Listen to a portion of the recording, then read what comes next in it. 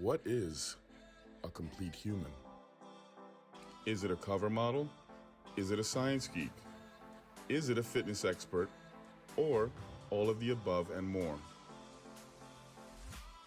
Jana and Evan are crusaders that walk the earth looking at today's issues that touch our hearts and minds. The honest and hopeful outlook on the advancement of today's society. The science behind the decay of human relationships. The necessary preparations for future generations. Join us as we look deep inside ourselves and embark on a journey into becoming a complete human. You guys have been gracious enough to offer our listeners 10% off their own Molekule with code CompleteHuman.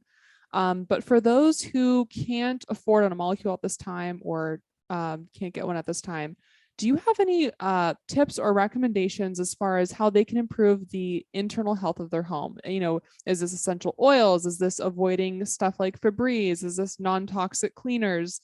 You know, what would you say are kind of some baseline foundational things that we should focus on for better inside air quality? Absolutely. So what I'd say two things. First, we have a lot of great tips on this at our on our Molekule blog. That's molekule.science, Molekule with a K, right?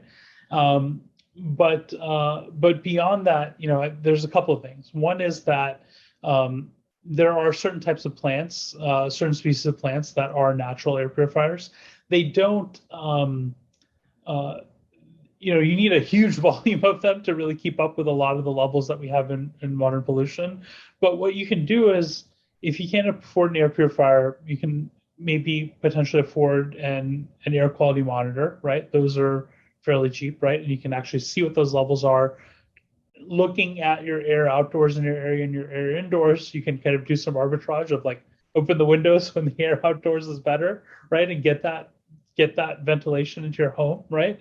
And then close it when the air outdoors becomes worse, and preserve the air quality within your home, right? So idea. Ventilating in the right way and being informed about it can help quite a bit. The other thing is, is bringing in the right plants into your home. And then finally, like being really careful. Like I mentioned, source control. And what I mean by that is everything that you're bringing into your home, and this is difficult because there aren't a lot of, and we've come up with some standards ourselves for measuring any manufactured parts that come into our devices. But at the same time, one thing that you can do is your nose is actually an incredibly sensitive gas sensor. Okay, so when you open something up, there's like you can think of like a new car smell or a new product smell, right? That smell is VOCs.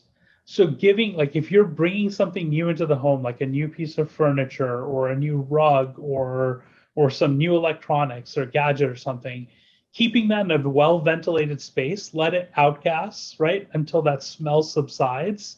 That'll make sure that you don't have a hugely elevated level in your home. And you can largely, if you start paying attention and actually just trying to smell these things, you can largely tell a lot of not all of them, some of them are odorless, but you can largely tell a lot of the different things that outgas and can pollute your indoor environment quite a bit. So just trying to be aware, do some research on all the products you buy, and try to bring things into your home that are safer and don't have a lot of these issues. Fantastic tips. Great point.